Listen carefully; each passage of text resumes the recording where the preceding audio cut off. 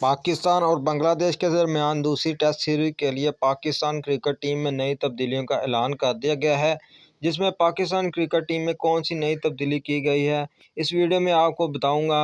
Video کو آخر تک ضرور دیکھیں۔ اگر میرے چینل پر آپ نئے ہیں تو میرے چینل کو سبسکرائب کر لیں تاکہ آپ کو کرکٹ کے ریلیٹڈ تمام نئی سے نئی ویڈیو ملتی رہیں بر وقت۔